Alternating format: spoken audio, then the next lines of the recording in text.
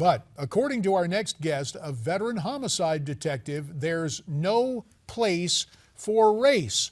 Let's welcome in Rodney Demery, who has some important things to say as he joins us by telephone today from Louisiana. Rodney, we thank you very much for your time. And of course, you authored that book entitled No Place for Race. I did, and thank you for having me. You bet. We've got about 3.5 minutes to talk about this problem that confronts America. Your perspective as an African American who has been involved in law enforcement for some time, to hear those chants calling for dead cops, what's your reaction? Well, people are going to do things like that all the time. I think the problem and where we got lost is that this is not an issue that people actually have. The issue is with leadership. In my book, No Place for Race, I actually talk about that, and it's particularly black leadership.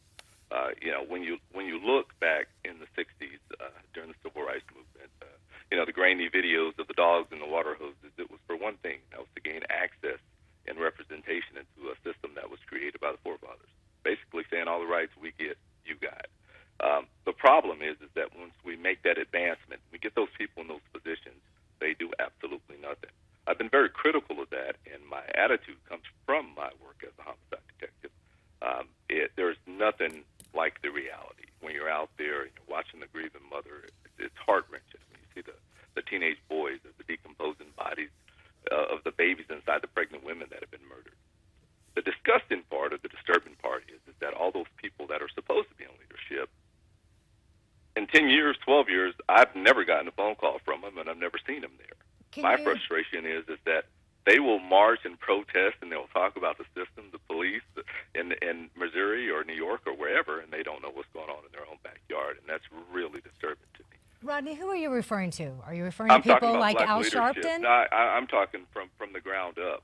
When you have a system, not 50 years ago, my grandfather comes back from World War II, and I remember the stories he used to tell me how when he got back, he had to ride in the back of the bus. And, you couldn't use the white toilet.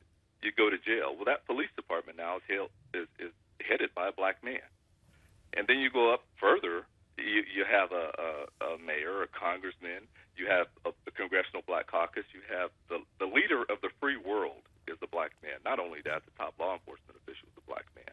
It is absolutely ridiculous to think that white racism is the problem. It's black apathy.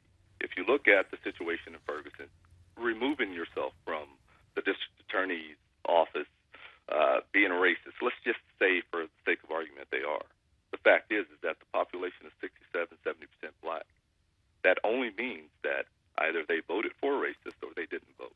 It's the latter. When you don't participate in a system that you should have learned about in 8th grade civics, you have really no room to complain for a system you can fix.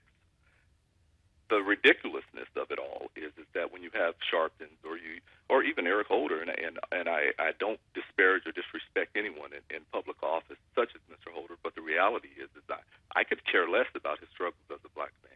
I want him to be the top law enforcement official in the United States, run my FBI, our U.S. courts. I want our president not to tell me that his son will look like Trayvon Martin. I really don't care about that. I want to know where your policies are and how you're going to correct some of these things. We will have to leave it there, Rodney Demery. The name of the book is No Place for Race. Rodney, we appreciate your insights based on 25 years in law enforcement. Thank you very much for your time, and America's Forum will continue right after this.